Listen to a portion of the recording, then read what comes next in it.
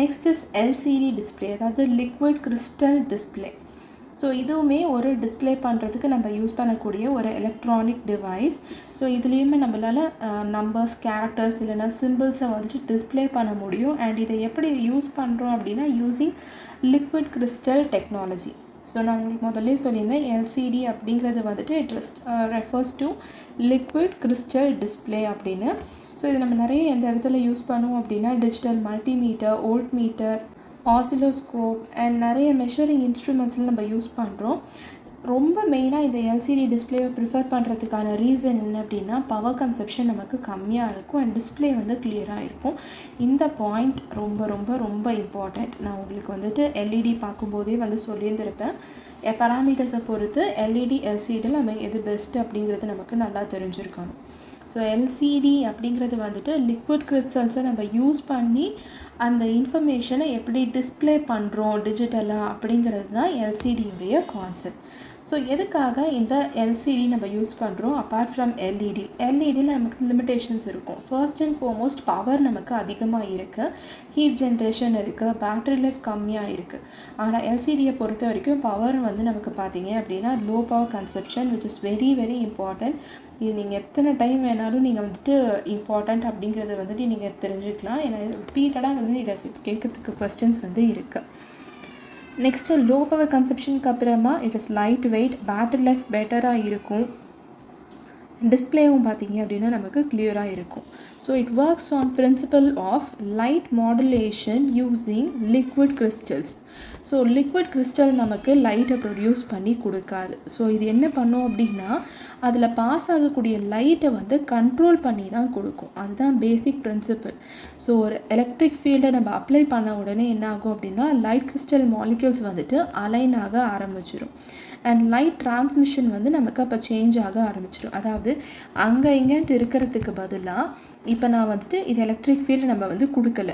And electric field once நம்ம கொடுத்துட்டோம் அப்படின்னா இங்கே இருக்கக்கூடிய இதே மாலிக்யூல்ஸ் வந்துட்டு அலைன் ஆக ஆரம்பிச்சிடும். லைக் கரெக்டாக இந்த ஒரு பாயிண்டில் தான் இருக்கணும் அப்படின்னா கண்டிப்பாக நமக்கு இப்படி வந்து அலைன் ஆகிடும். அதாவது நம்மளோடக்கு டிஸ்பிளேக்கு ஏற்ற மாதிரி அலைன்மெண்ட் வந்து இருக்கும். அண்ட் அதை பொறுத்து தான் வந்து பார்த்திங்கன்னா நமக்கு டிஸ்பிளே வந்து கிடைக்கும். ஸோ இதை கன்ஸ்ட்ரக்ட் பண்ணுறதுக்கு நமக்கு என்ன தேவை அப்படின்னா we need glass plates, liquid crystal material, polarising filter. Polarising அப்படின்னா அந்த அலைன்மெண்ட் இப்போ வந்து இந்த 2 லைனில் இந்த மாதிரி தான் வந்துட்டு எனக்கு பொசிஷன் வேணும் அப்படின்னு சொல்லி அலைன்மெண்ட்டை நம்ம ஃபிக்ஸ் பண்ணுறதுக்கு நமக்கு இந்த போலரைசிங் ஃபில்டர்ஸ் வந்து தேவைப்படும். And we need electrode, backlight, reflector இதெல்லாமே வந்து தேவைப்படும். லிக்விட் கிறிஸ்டலை நம்ம எங்கே ப்ளேஸ் பண்ணுறோம் அப்படின்னா இந்த 2 கிளாஸ் பிளேட்ஸுக்கு நடுவில் நம்ம வந்து ப்ளேஸ் பண்ண போகிறோம்.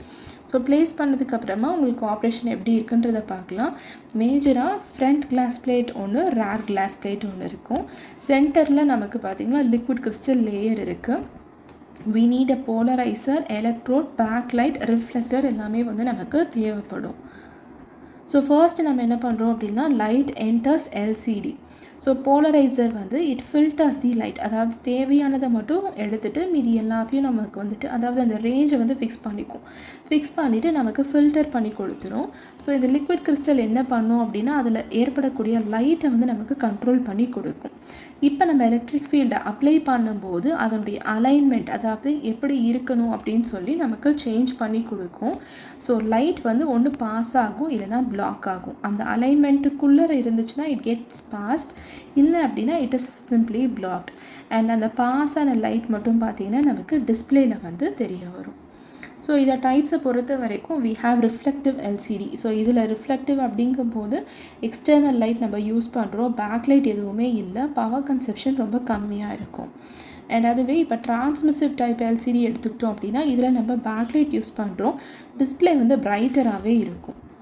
Next is trans reflective LCD. So இது வந்துட்டு reflective type and transmissive type ரெண்டுத்தையும் கம்பைன் பண்ணி இருக்கக்கூடிய டைப் தான் வந்துட்டு ட்ரான்ஸ் ரிஃப்ளெக்டிவ் எல்சிடி.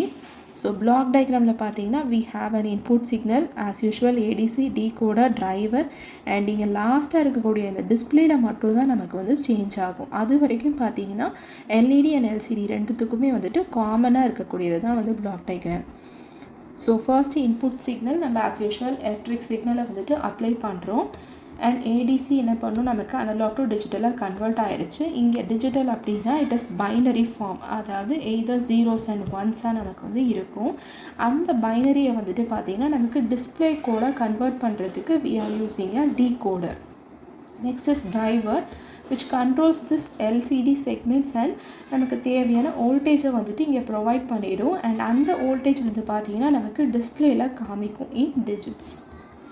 ஸோ ரெண்டுத்தையும் கம்பேர் பண்ணோம் அப்படின்னா எல்சிடியில் இட் யூஸஸ் லிக்விட் கிறிஸ்டல், எல்இடியில் வந்து நம்ம டயோட் யூஸ் பண்ணுறோம். பவரை பொறுத்த வரைக்கும் எது கம்மி எது ஜாஸ்தின்றது தெரிஞ்சிருக்கணும். எல்இடியில் வந்துட்டு நமக்கு பிளாக் லைட் தேவைப்படும் அண்ட் எல்இடியில் நமக்கு லைட் வந்து ப்ரொடியூஸ் ஆகும். ஸோ எதில் வந்து தின்னாக இருக்குது, எதில் வந்து பிரைட்டராக இருக்குது, பேட்ரி டிவைசஸ் எப்படி இருக்குது, பிரைட் டிஸ்பிளேஸுக்கு எது தேவைப்படுது அப்படிங்கிறத பொறுத்துட்டு எல்இடி எல்சிடி கிளாஸிஃபிகேஷன் நமக்கு நல்லா தெரிஞ்சிருக்கணும். அண்ட் அட்வான்டேஜை பொறுத்த வரைக்கும் எப்போவுமே எல்சிடி அப்படின்னா கண்டிப்பாக லோ பவர் கன்சப்ஷன், அது நமக்கு நல்லா தெரிஞ்சிருக்கணும். லைட் வெயிட், காம்பேக்டாக இருக்கும். ஆனால் டிஸ்அட்வான்டேஜ் என்ன அப்படின்னா ரெஸ்பான்ஸ் கொஞ்சம் கம்மியாக இருக்கும், டெம்பரேச்சர் சென்சிட்டிவாக இருக்கும், வியூவிங் ஆங்கிள் வந்து லிமிட்டடாக இருக்கும். ஸோ இதை பேஸ் பண்ண exam point of view and multiple choice கொஸ்டின்ஸும் இன்க்ளூட் பண்ணியிருக்கேன். இதில் உங்களுக்கு ஏதாவது டவுட்ஸ் இருந்துச்சுன்னா கமெண்ட் செக்ஷனில் போஸ்ட் பண்ணுங்கள். Thank you so much friends.